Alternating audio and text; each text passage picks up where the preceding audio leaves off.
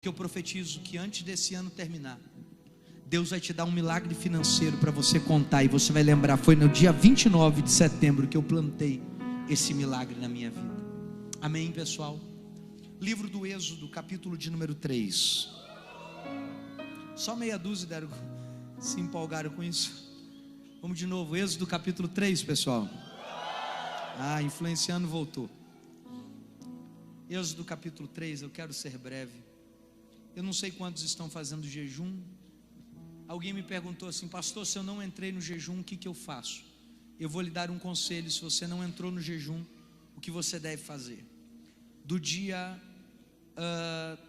4 para o dia 5 da próxima semana, da próxima terça para a próxima quarta-feira, eu te convido a abrir um jejum de 24 horas. Às 6 horas da tarde da terça-feira, a gente vai abrir um jejum, onde nós vamos só entregá-lo às 6 horas da tarde do dia seguinte. Você que está fazendo jejum, escreva o seu projeto de vida. Escreva o seu projeto de vida, porque nós vamos subir o monte na próxima quinta-feira já. Acabou o culto, a gente pega os projetos e sobe o culto, a montanha. Se quiser ir comigo, vai ser um prazer ter você comigo. Nós vamos terminar o culto, subir a montanha, porque nós vamos apresentar a Deus esses pedidos. Pessoal, deixa eu fazer uma pergunta para vocês. Quantos concordam que a política está passando dos limites no sentido de agressividade? Levante a mão, só para eu saber. Ora, obrigado. Defender o candidato X ou defender o candidato Y é direito de cada um. Isso é democracia. Eu coloquei lá no meu Instagram, por que você não deveria votar no partido X? Está lá no meu Instagram, se te der curiosidade, vai lá e veja. E um irmão da igreja me chamou e disse assim: pastor, mas eu vou votar. E eu disse para ele: amém, meu filho, vote mesmo, Deus abençoe. É o direito dele. O meu dever é instrução. Vocês já pararam para pensar? Eu ensino aqui do altar como as pessoas devem administrar dinheiro, administrar tempo, administrar família, até como as pessoas devem se relacionar sexualmente. O problema é que quando a gente trata, tem 3 assuntos que a igreja se incomoda muito: dinheiro, sexo e política, porque parece que isso está longe do reino espiritual, e não está. Isso interfere diretamente na nossa vida. E eu não vou falar de política aqui, pode ficar tranquilo. A única coisa que eu estou querendo falar para você é que, pensando nessa polarização, vamos pensar numa coisa. Imagina que abram-se as urnas. Eu vou começar por ele para não parecer que eu só falo mal dele. E o Lula ganha no primeiro turno. Vocês já imaginaram o que acontece nas ruas? Imagina uma coisa: abrem-se as urnas e o Bolsonaro ganha no primeiro turno. Você já imaginou o que vai acontecer nas ruas? Se um ou outro ganhar no primeiro turno, pior, imagina deu o segundo turno, os 2 grupos saem para a rua. O que se imagina? Eu tenho certeza que se eu perguntar para o Kaique como é que a polícia está se preparando para o domingo, deve estar se reforçando muito, sim ou não, filho? Porque realmente a polarização está grande. Pensando nisso, pessoal, eu preciso garantir a sua segurança, sim ou não, pessoal? Eu tenho que pensar nisso, sim ou não, pessoal? Então, só por esse motivo, que o nosso culto do próximo domingo será às 10 horas da manhã, apenas às 10 horas da manhã. Por quê? Porque eu quero ter a segurança de pensar: meus filhos estão em casa, assistindo a apuração pela televisão, orando pelo Brasil. Alguém me perguntou: pastor, se o Lula ganhar, o que você vai fazer? O que eu faço? Meia-noite estou ajoelhado orando pela vida dele, pedindo: Jesus abençoe a vida dele. Não tenho o que fazer. Eu vou lutar para que isso não aconteça enquanto eu posso, mas se acontecer, eu vou abençoar, porque ele será uma autoridade constituída por Deus. Sim ou não, pessoal? Porque uma coisa a gente não pode esquecer: independente de quem vai ganhar, a gente faz campanha enquanto pode. Eu estou fazendo enquanto eu posso, e nem faço campanha. Usei 4 dias para usar meu Instagram para tentar abrir o olho de alguém. Mas depois que isso está definido, a gente tem que lembrar que Deus está no controle do universo. Se for o presidente A, eu vou orar e vou abençoar a vida dele. Se for o presidente B, eu vou orar e eu vou abençoar a vida dele. Quando a gente começou o pleito eleitoral aqui, vocês lembram que eu falei? Se o Lula um dia entrasse aqui na igreja, o que eu faria? Oraria por ele, porque a Bíblia manda que eu abençoe as autoridades. É a Bíblia quem manda. Então todas as autoridades que passaram por aqui, eu chamei, e eu orei. Não dei o microfone na mão de ninguém, não loteei voto de ninguém, não disse a vocês que o candidato da igreja é A ou B, porque eu não tenho esse direito, eu tenho o direito de ter o meu candidato. Sim ou não, pessoal? Agora escuta, eu entendo que a gente precisa pensar na segurança da igreja, e é só por isso que eu vou te pedir que você venha 10 horas da manhã, no próximo domingo, traga umas 10 pessoas com você, porque vai ser uma manhã de avivamento, de cura, de milagre, de revelação. Eu vou orar para que Jesus abra o céu e que Ele derrame a glória dEle aqui nessa terra, em o nome do Senhor Jesus. Amém, pessoal? Estamos juntos então 10 horas da manhã? Quem vai estar comigo, levante a mão. E por favor, gente, não deixe seu pastor preocupado não. Não sai de casa no momento da apuração, fica lá, guardadinho, fica lá. Pastor, meu candidato ganhou, graças a Deus, espera o dia seguinte, agradece a Deus pela vida dele, não vai para a rua. Eu estou te dando esse conselho em amor e por amor, para que eu não saiba que aconteceu alguma coisa com vocês. Vocês acham que faz sentido o que eu estou falando, pessoal? Sim ou não? Alguém diz, pastor, você é covarde. Covarde não, eu estou cuidando da minha igreja, porque daqui na minha casa eu gasto 3 minutos, aqui na minha casa, mas tem gente que vai para o ponto de ônibus, tem gente que vai esperar o Uber, e eu preciso pensar nessas pessoas. Amém, gente? Tem coerência no que eu falei? Então amém. Êxodo capítulo 3. A pessoa que mais der glória no culto de hoje vai sair com a maior vitória também, tá? Só para provocar vocês. Êxodo capítulo 3, versículo de número 2 diz assim: apareceu-lhe o anjo do Senhor numa chama de fogo no meio de uma sarça. Moisés olhou e eis que a sarça ardia no fogo e a sarça não se consumia. Diga comigo, a sarça ardia em fogo e não se consumia. Você pode melhorar, diga, a sarça ardia em fogo e não se consumia. Você pode dar um grito mais alto, diga, a sarça ardia em fogo e não se consumia. Meus queridos e eternos irmãos, amantes e professadores da fé pentecostal, vocês me quebram assim. Mais uma vez nós estamos diante da presença do Senhor, bem como diante de sua palavra, e diante de nós é um texto extremamente conhecido diante da igreja do Senhor. Êxodo capítulo de número 3 é o início de um chamado. Eu vou repetir, Êxodo capítulo de número 3 é o início de um chamado. Deus levantando um homem que se levantaria para ser libertador de seu povo. Para que eu não perca muito tempo, porque eu sei que há muito que Deus quer fazer aqui hoje, eu preciso lhes contar o que está acontecendo dentro deste tempo. A Bíblia Sagrada vai dizer que o povo de Israel está escravo dentro do Egito. O povo hebreu está escravo dentro do Egito. A Bíblia vai dizer que o povo hebreu cresceu tanto, que eles chegam agora a cerca de 3 milhões de habitantes dentro daquela terra. É dentro deste ínterim que a Bíblia vai dizer que Deus vai levantar um homem para trazer libertação ao seu povo. Isso porque, se você observar Êxodo capítulo 3, aliás, o capítulo 1 e o capítulo 2, vai perceber que as medidas que Faraó havia tomado implicavam em que ninguém se posicionasse para que houvesse libertação no meio do povo de Deus. É dentro desse tempo, senhoras e senhores, olhe só para mim, é dentro desse tempo, senhoras e senhores, que vai dizer a minha e a sua Bíblia que o povo começa a clamar a Deus, pedindo a Deus um libertador. Deus visita a tribo de Levi, uma mulher cujo nome era Joquebede. Deus visita um homem cujo nome era Arão, e diz a Bíblia Sagrada que nasce um menino. Vocês conhecem o texto, as parteiras egípcias poupam o menino.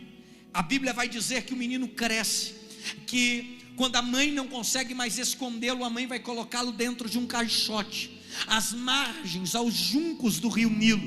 A filha de Faraó, que desce para se banhar, pega um menino, dá o nome de Moisés, que quer dizer tirado das águas.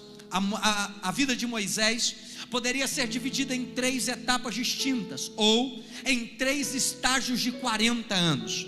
Os primeiros 40 anos de Moisés, ele viveu dentro do palácio de Faraó, sendo treinado e cuidado como um príncipe. Entretanto, quando ele faz 40 anos de idade, ele vê um soldado egípcio maltratando de um escravo hebreu, e aí a minha e a sua Bíblia vai dizer que ele pega esse soldado egípcio e que ele mata esse soldado, temendo que o seu pseudo-avô faraó poderia fazer contra a vida dele. Ele sai e vai para o deserto, do palácio para o deserto. Vou repetir, do palácio para o deserto. A vida de Moisés muda de maneira radical. Afinal, ele sai de um lugar onde ele é tratado como um príncipe, e ele vai para um lugar onde ele vai ser tratado como um servo. A Bíblia vai dizer que ele vai ficar 40 anos dentro do deserto. É por isso que eu divido a vida de Moisés em 3 etapas, porque 40 anos que ele está no deserto, a Bíblia diz que ele já tinha casado com a filha de Jetro, e agora ele está apacentando as ovelhas de Jetro em cima do Monte Horebe. Ele está apacentando as ovelhas de Jetro no Monte Horebe, pois a Bíblia nos traz uma informação fundamental. Diz que as ovelhas de Jetro eram ovelhas montesas. A palavra ovelhas montesas classifica essas ovelhas como ovelhas que gostavam de subir montanhas. Ele vai pastorear as ovelhas montesas de Jetro no Monte Horebe. Aí a Bíblia vai dizer que ele olha para uma sarça que ardia em fogo e não se consumia. Ele continuava trabalhando, apacentando as ovelhas de Jetro. Ele olha para a sarça e ela continua ardendo em fogo. Entretanto, a sarça não se consome. Passa o tempo, ele vai trabalhar nos seus afazeres com as ovelhas, e quando ele olha para a mesma sarça, ela arde em fogo e ela não se consome. Aí ele quer saber qual é o Deus que está no meio daquela sarça. Vale dizer que ele ainda tem dentro de si a cultura egípcia de maneira predominante. Foram 40 anos dentro das escolas do Egito. Nesses 40 anos ele aprendeu que o Deus Sol era Ra, que o Deus do amor era Astarote, que a deusa do amor era Astarote, que o Deus que fazia com que a terra prosperasse era Baal. Ele aprendeu que Ísis era a deusa do Nilo. Ele aprende a respeito de muitos deuses dentro do Egito.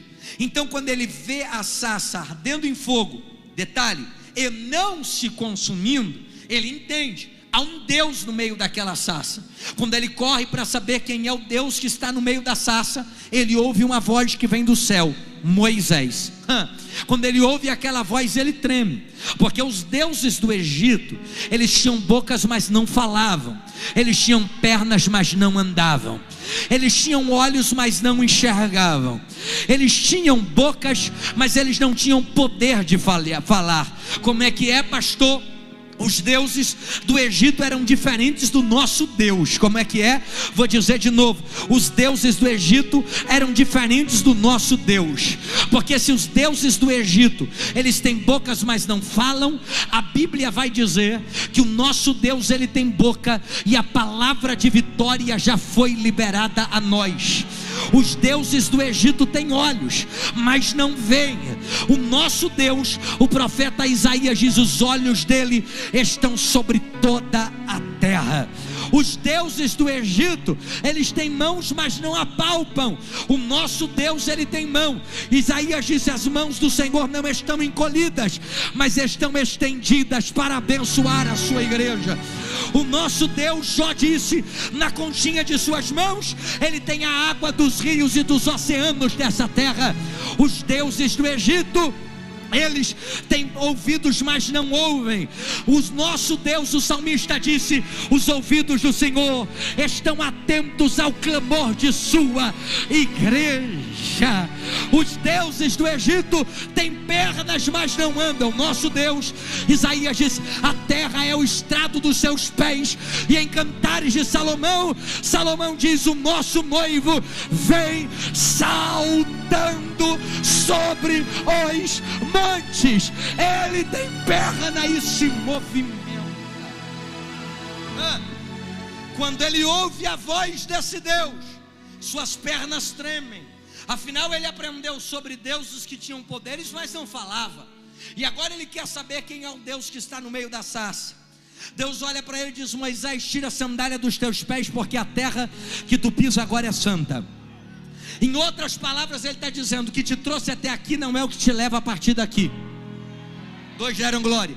Em outras palavras, ele está dizendo: você tinha uma história que te trouxe até aqui, mas tem outra história depois que eu me revelo para você. Eu não sei o que te trouxe até aqui, mas eu sei qual é a voz que te tira daqui para viver uma nova história essa noite. Dois entenderam? Vou de novo. Eu não sei o que te trouxe, mas sei quem vai te levar. Vou falar de novo até alguém da glória. Eu não sei o que te trouxe, mas eu sei o que vai te levar. Eu não sei o que te trouxe foi uma dor. Eu não sei se o que te trouxe foi um problema. Eu não sei se o que te trouxe foi uma crise. Mas eu sei que essa noite o Deus que apareceu no Horebe está aqui, e Ele vai te levar para uma história diferente. Tem meia dúzia aí para dar um grito de glória. Aí Deus diz a ele: tira a sandália dos teus pés, porque a terra que tu pisas é santa. Aí ele tira a sandália dos pés, e a Bíblia diz que Deus se revela a ele: sou Deus de teu pai, sou Deus de Abraão, Deus de Isaac e Deus de Jacó. Entretanto, não é nada sobre isso que eu vim falar. Eu vim falar sobre o arbusto que o texto repete pelo menos por 4 vezes: sarça, sarça, sarça e sarça. Eu preciso te ensinar que a sarça é um arbusto comum no meio do deserto. Eu disse que a sarça era um arbusto comum no meio do... Era muito comum, senhoras e senhores, que você visse a sarça pegando fogo. À noite no deserto, o deserto faz temperaturas negativas. Você sabia disso? O deserto não é deserto só porque ele é quente durante o dia. O deserto é deserto porque pela noite as temperaturas são negativas. Esse clima de muito calor pelo dia e temperaturas muito frias pela noite faz com que nenhum ou quase nenhum ser consiga manter-se vivo dentro daquele ambiente inóspito. Observe, por gentileza. É dentro do deserto, dentro deste ambiente inóspito, que quase nada consegue viver. Cactos consegue viver no deserto. E há um arbusto chamado sarça, que se você for ao Egito e passar pelos desertos daquele lugar, você vai perceber que até os dias de hoje ele existe. A sarça era um arbusto sem nenhuma beleza. Era um arbusto que normalmente você vinha queimando no deserto. Era um arbusto de estatura pequena. Mas ele vive no deserto, porque embora ele tenha uma estatura pequena, as suas raízes são profundas, procuram águas nos lençóis freáticos, consegue encontrar sobrevida para brotar no meio do deserto. Era muito normal que você visse o arbusto pegando fogo, mas naquele mesmo lugar onde ele queimou, nascia um arbusto novo. Por quê? Porque queimava o que estava por cima, mas a sua raiz se mantinha intacta. Quando eu olho para esse texto, eu percebo que há muita relação entre essa sarça e a nossa vida. Como é que é, pastor? Eu vim só hoje liberar essa palavra profética e a gente vai embora para casa. Eu vim dizer que você é uma sarça de Deus.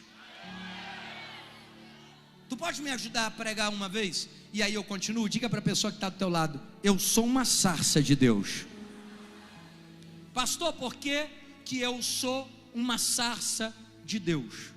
Eu vou lhes dar 3 motivos, podia dar 5, mas eu só vou dar 3 motivos pelos quais eu entendo que você é uma sarça de Deus. Em primeiro lugar, você consegue vencer onde todo mundo morre. Como é que é, pastor? Vou dizer de novo: você consegue vencer onde todo mundo morre. Alguém olha para a sarça pegando em fogo, porque é normal ela pegar fogo. Alguém olha para a sarça pegando fogo e diz: já era. No dia seguinte vai lá, tem um brotinho nascendo de novo. 3 entenderam. Vou falar para aquele lado que eu acho que é mais pentecostal. Pelo menos aqui tem uns 5 que dão glória de pé. Alguém olha para a sarça e diz: agora ela acabou. Mas quando você vai no dia seguinte, você olha, tem um brotinho nascendo da onde alguém pensou que a sarça morreu. Ah lá, eu falei que aqui tem gente animada. Falei que aqui tem gente animada. Eu não sei se você se lembra do livro de Jó, que diz assim: ainda que a árvore esteja cortada, ao cheiro das águas ela brotará. Você sabe qual é a maior raiva do diabo?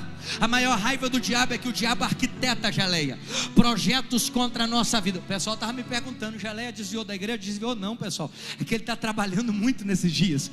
Está de volta aqui. Sabe qual é a maior raiva do diabo?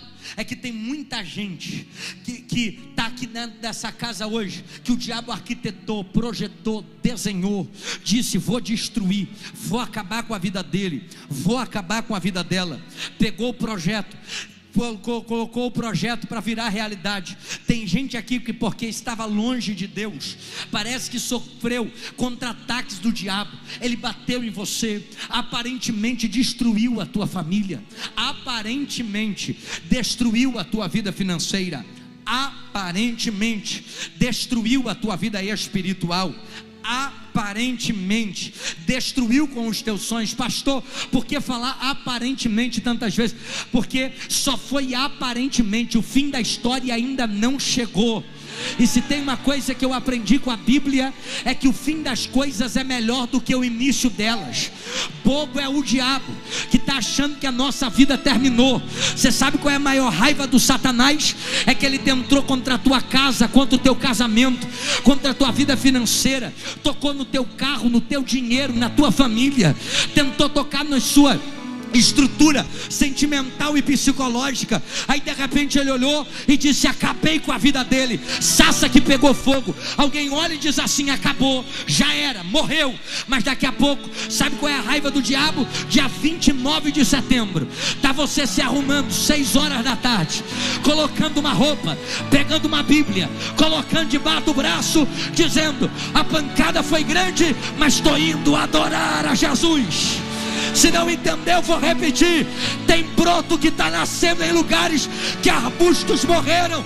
Aqui vai uma notícia: Satanás, você bateu, mas não matou. Estamos vivos, vamos crescer novamente.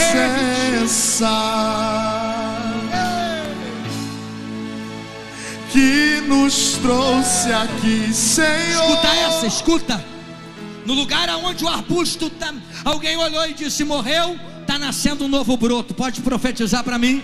Diga para essa pessoa que está do teu lado, diga para essa pessoa: você vai crescer aonde alguém achou que você morreu. Diga para ela. Não, procure a outra, diga para outra, vai lá, diga para outra pessoa. Diga: você vai crescer no lugar onde alguém achou que você morreu. Teve um tempo que eu não queria andar na zona norte de São Paulo. Teve um tempo que eu não queria andar em Guarulhos. As pessoas olhavam e diziam: a vida dele acabou. As pessoas olhavam e diziam: o ministério já era. Está acontecendo isso com você? Já aconteceu comigo. Agora eu queria poder dizer para alguém assim: ó, vai lá e avisa que eu estou de pé. Não, você não entendeu, vou profetizar mais uma vez. Tem alguém que entrou aqui nessa casa, que alguém olhou e disse: já era, mas estou profetizando. Cortaram por cima, mas a raiz está viva. Vamos crescer de novo. A glória da segunda casa será maior.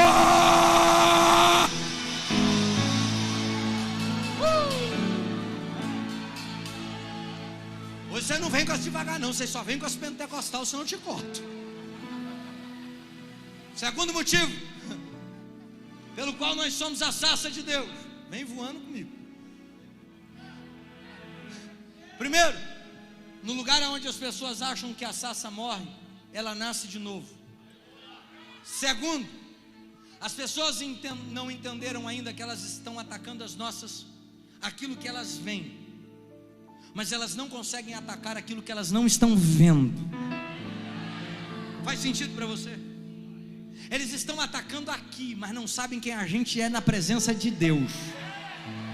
Tu pode fazer um favor para mim? Cutuca a pessoa que está do teu lado, diga para ela: eu criei raízes antes de crescer.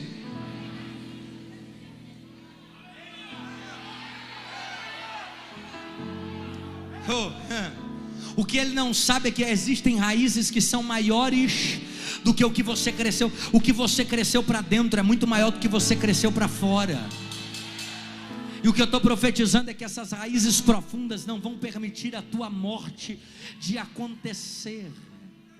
Você se lembra que eu disse para você que as sarças ardiam em fogo, mas elas se consumiam? Por que eu sou uma sarça de Deus, pastor? Você vai me entender. Cutuca essa pessoa que está do teu lado, diga para ela: eu sou uma sarça de Deus, porque eu ardo em fogo. Diga para ela.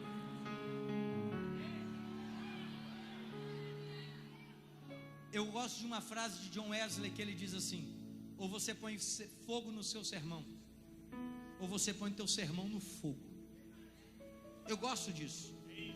Eu me lembro que quando eu comecei a pregar o evangelho, eu sempre fui muito empolgado, sempre gostei de dar uns terra, sempre fui do monte, sempre fui do reteté, Sempre acreditei em revelação, sempre entreguei profecia. Isso não começou a acontecer agora, sempre fui do manto.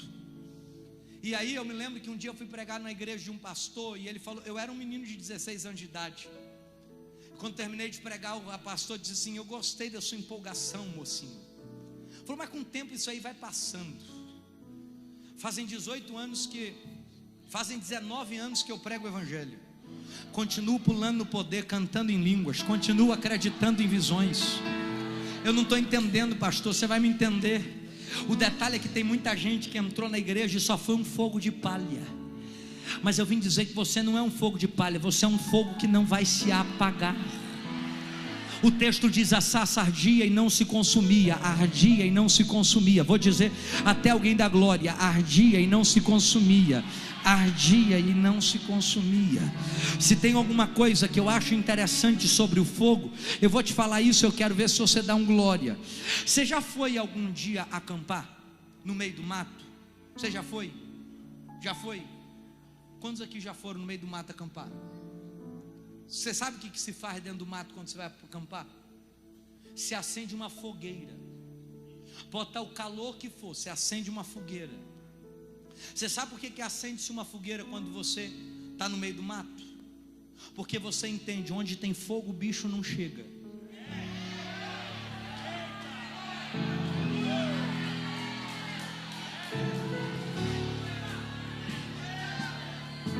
Eu vou falar de novo. A gente acende uma fogueira porque a gente aprendeu: onde tem fogo o bicho não se aproxima. O que está faltando é a igreja voltar a arder na presença de Deus, porque a Bíblia diz: aquele que é de Deus o diabo não toca. Tem gente aqui que tem medo de bruxaria, macumbaria, palavra de maldição. Tem gente que tem medo de sexta-feira 13, gato preto, passar debaixo da escada. Vai te converter, meu irmão. Se tu queimar em fogo, você não vai ter medo de nada, porque você vai se lembrar: quem tem fogo o bicho não aproxima. Eu não estou entendendo, pastor. O diabo está tentando seduzir a tua mente para que você tenha medo dele. Quem tem que ter medo da gente é Satanás, que não tem nem a chave mais da casa dele. Quem tem que ter medo da gente é o inferno, porque sobre nós está a autoridade do nome de Jesus. O que eu estou profetizando aqui é que Deus vai acender essas sarças que estão aqui na minha frente. Como é que é, pastor? Deus vai acender essas sarças que estão aqui na minha frente. O que eu estou profetizando é que o coração de alguém vai sair daqui tomado pelo fogo do Senhor. Como é que é, pastor? O coração de alguém aqui será avivado esta noite. A vida de alguém aqui vai ser avivada esta noite. Está na hora de Deus nos acender, porque quando Deus nos acender e o diabo tentar tocar na tua casa, ele vai dizer: aqui eu não posso, porque tem fogo nesse lugar. Quando o diabo tentar tocar no teu casamento, ele vai dizer: nesse eu não posso, porque tem fogo nesse lugar. Quantos aqui querem arder? Quantos aqui querem queimar na presença de Deus? Eu estou profetizando: descerá sobre nós o Espírito Santo e o poder do Altíssimo nos envolverá.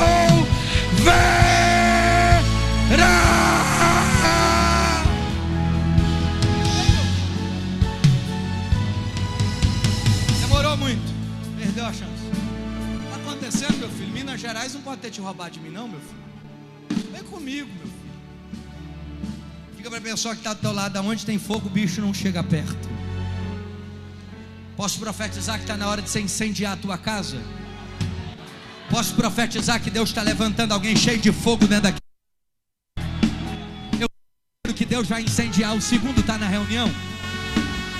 Eu vou falar de novo: eu sou o primeiro que Deus vai incendiar. O segundo já chegou na remeiraia. Saudade daquele povo que falava em línguas, sabia?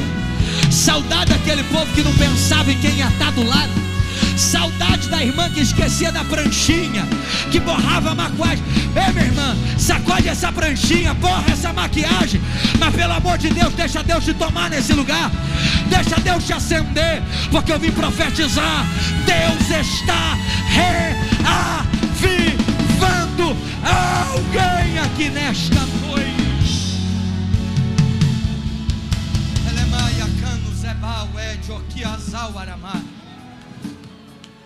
Em primeiro lugar, eu sou a sarça de Deus, porque o que o diabo pode consumir é externo, mas o que está para dentro ele não vai conseguir derrotar. Ela é mag, Dora é mas, entendi. Fica de pé em nome de Jesus. O Deus de Israel, em cuja presença eu estou, abre as mãos. Falou comigo: Patrick, diga para minha filha que eu me coloquei de pé em favor da vida dela nessa noite, porque ela veio aqui nesse lugar buscar uma resposta. Nai, Joki, Dure, vai, Azewa. E o Senhor falou comigo de maneira muito clara que há uma libertação que está descendo do céu. O Senhor falou comigo que existem 7 correntes que Ele está quebrando aqui essa noite. É engraçado que enquanto eu estou falando contigo, eu ouço um grito. Eu não queria que tu se assustasse com isso, mas eu estou ouvindo um grito.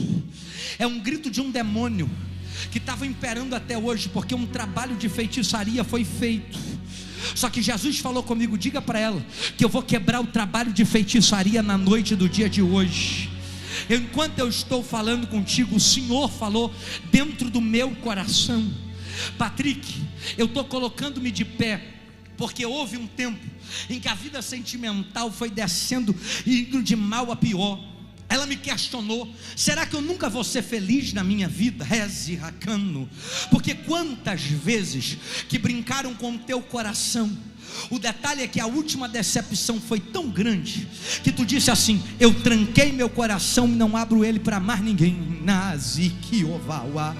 A descoberta, eu vou falar desse jeito porque tu sabe do que eu estou falando. É mentira ou é verdade que eu estou falando?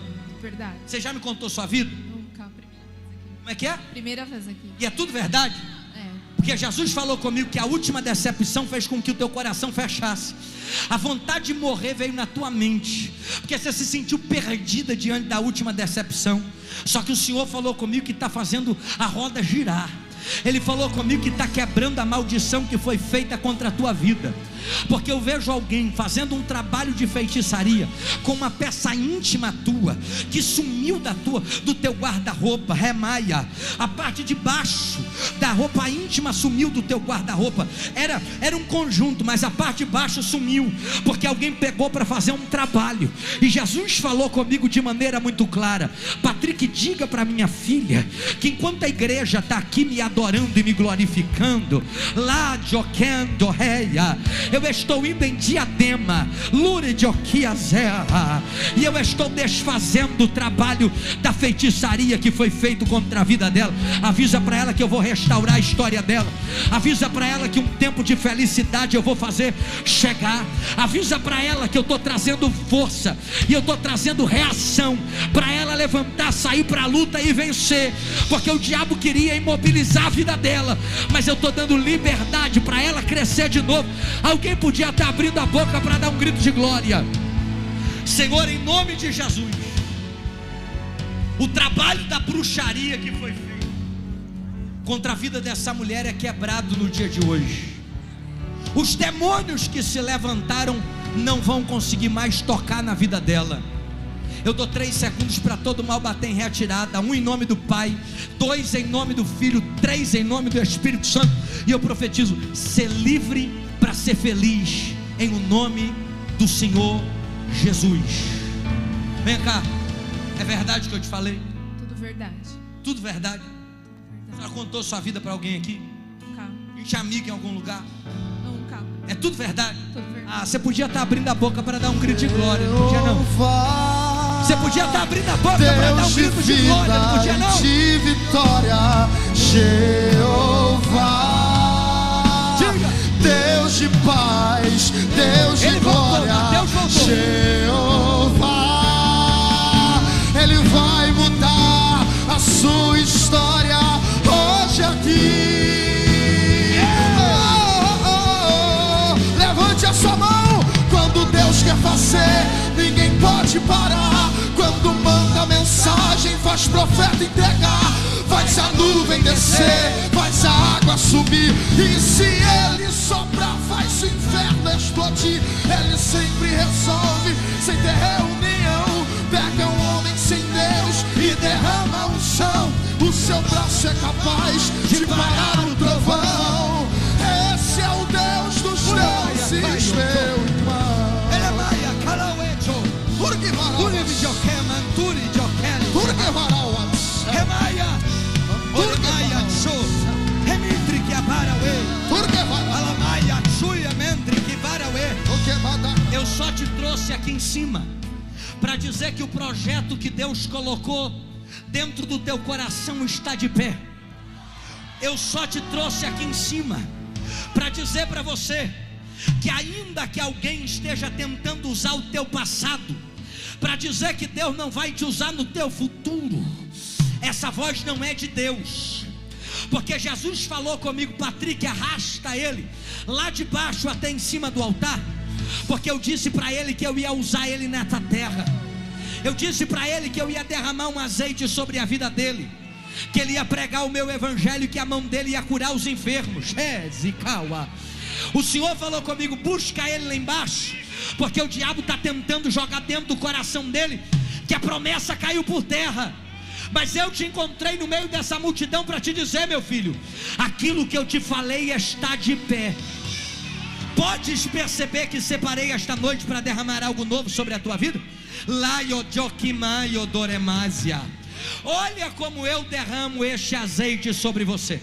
Lorebaia, tu que minaua, zerebe, durra.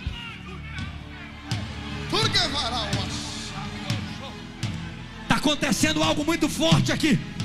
Jesus acabou de me dizer que está derramando uma unção sobre a vida desse homem, e Ele está derramando dons sobre a vida desse homem. Enquanto a igreja glorifica, Deus vai tomar essa igreja. Olha daqui de cima, presbítero Flávio, Deus vai tomar algum pentecostal. Remaia, pegou ali, ó. Luguebaia, tuquebato, quetapucatá. Remaio de candarada, alabacando, naiacando, rebaiacando, taiabaracai. O maio do que baiatá, alabacando, naiacando, rebaiatá, capoque baiatá. Receba agora, agora, agora, agora, agora, agora, agora, agora, agora, agora. Já que se abra os céus e o teu reino vem, a nossa festa. Eu falei que ia ser poderoso. Eu falei que ia ser poderoso. Que se Eu abra falei os que ia ser poderoso esta céus noite. e o teu reino vem, o Onde teu estão os reino pentecostais? vem, nossa Onde estão os que festa. sapateiam? Olha lá. Onde estão os que correm? Deixa o céu descer, Turguevará o Axia. Deixa o céu descer, oh, deixa o céu.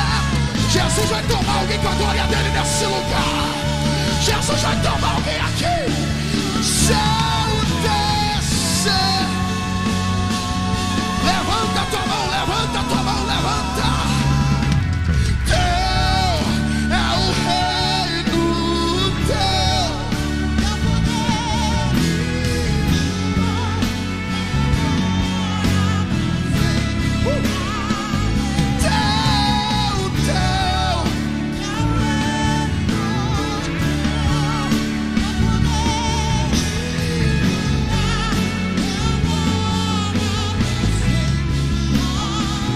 Que ele cresça e eu diminua.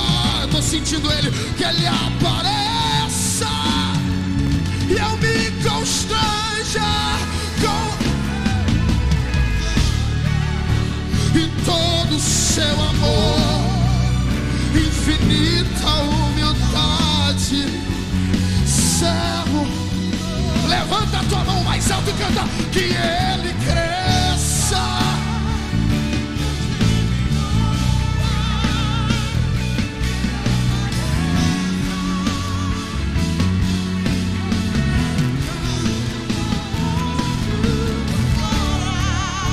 E todo o seu... Meu menino está de volta. Meu menino voltou. Um minutinho. Olha, Maia, Santo. Jeová. Dá a tua mão aqui. Remaia, tu que leva.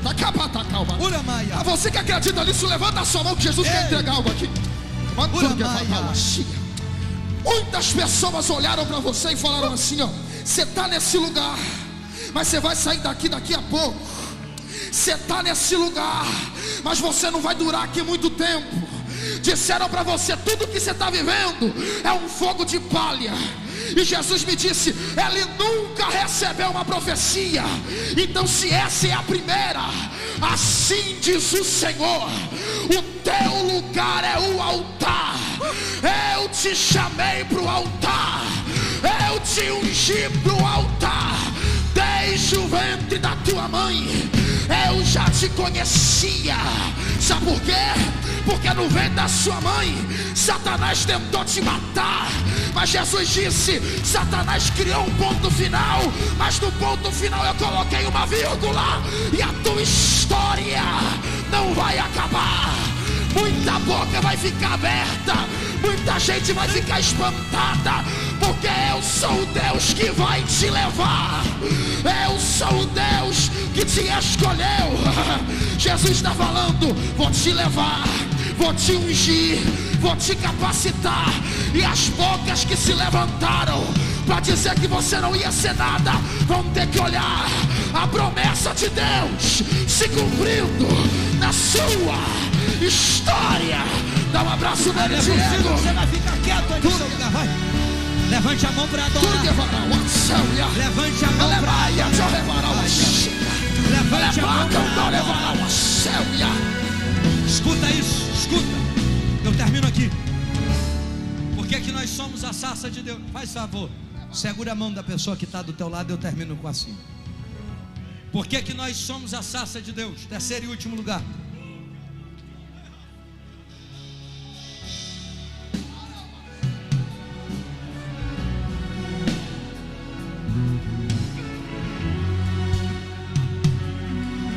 Por causa desse abraço, o Senhor transfira sobre a sua vida a unção que está na minha. Que por causa desse abraço, Deus te leve em lugares muito mais longe do que o que eu fui. Um dia, quando você crescer, você vai dizer assim: eu corri num altar e abracei um profeta, e ele profetizou para mim que eu ia muito além dele. Eu ainda vou ter orgulho de ter te abraçado, mas eu profetizo sobre a sua vida que Deus vai te levantar e te levar a lugares que eu nunca fui na vida. Que Deus vai te dar uma autoridade maior do que aquele me deu, do que Ele deu para qualquer profeta nessa igreja. Eu declaro isso sobre a sua vida, meu filho, em nome de Jesus. Que coisa linda. Primeira vez em todo tempo que eu prego que isso acontece. Escuta o pastor Patrick, escuta. Por que que nós somos um protótipo da sarça de Deus? É Maduca. Moço,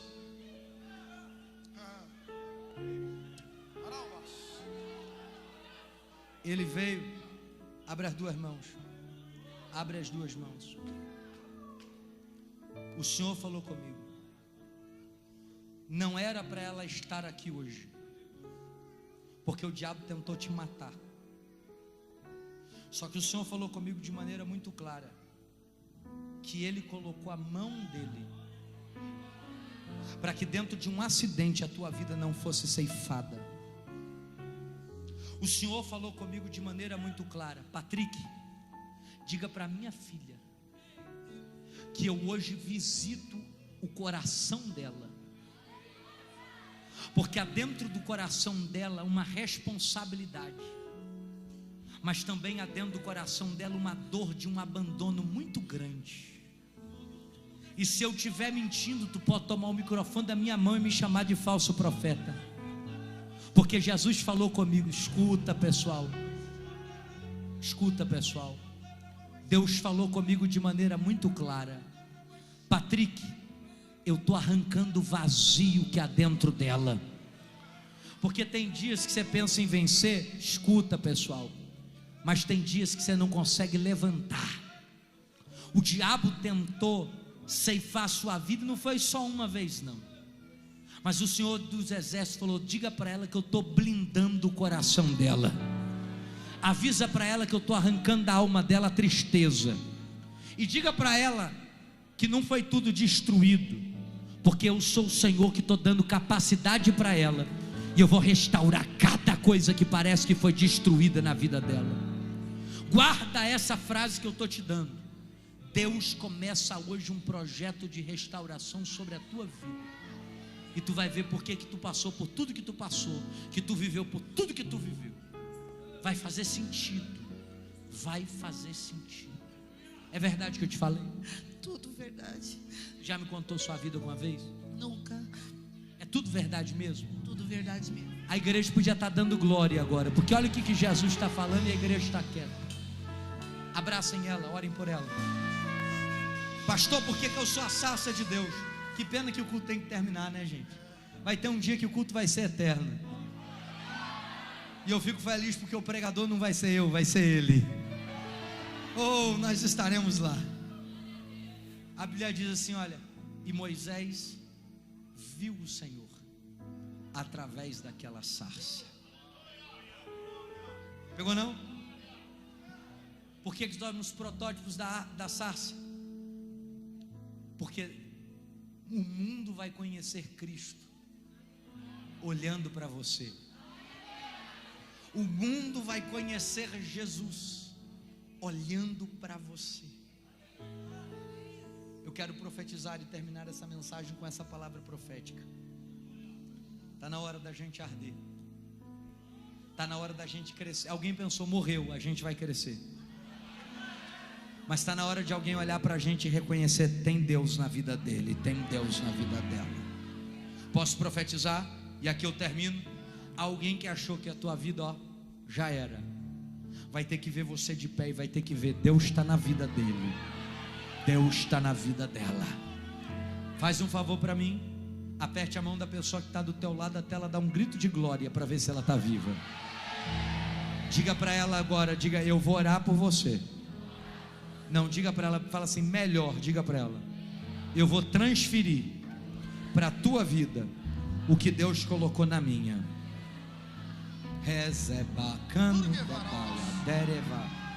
Se tu ficar vazia, porque a pessoa do teu lado não tem nada.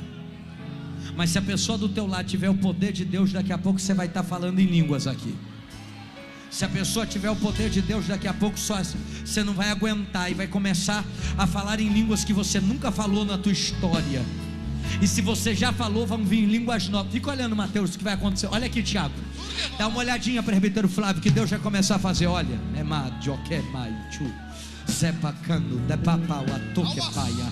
não perde agora não, porque tem uma unção fresca que está caindo do céu. Não perde ela agora não, porque Deus está querendo tomar alguém. Rezicano, baraquedebaua, nejomaio, reze, doquemarauí. Jesus tem alguém para o Senhor tomar aqui agora. Remaia. Onde estão os profetas dessa casa? Rebiadjó. Começa a passar poder, vai. Quem tem poder de Deus passa, e quem não tem recebe agora. É disso que eu estou falando, ó. É disso que eu estou falando, ó. Remaia, tu que é da Barauá. É disso que eu estou falando, né, Jomaia Cano, Rebidioquelia Baracano. É disso que eu reparo, é Burga Jomaia Calabarauê. Começa a tomar esse lugar, Jesus.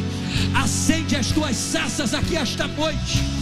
Meu Deus, em 10 segundos eu te peço que o Senhor derrame sobre esse lugar uma unção que nós não sentimos ainda hoje. Em 10 segundos, 10, derrama o teu poder. 9, eu quero azeite fresco. 8, derrama dons nessa casa. 7, dá profecias para profetas aqui. 6, dá línguas novas para quem já fala em línguas. 5, quem nunca falou vai falar pela primeira vez. 4, a casa desta mulher e deste homem serão tomadas pelo teu poder. 3, o inferno não vai prevalecer. 2, há uma unção nova vindo por aí. Derrama agora, agora, agora, agora. Já! Vai pegar, pegou ali, pegou lá.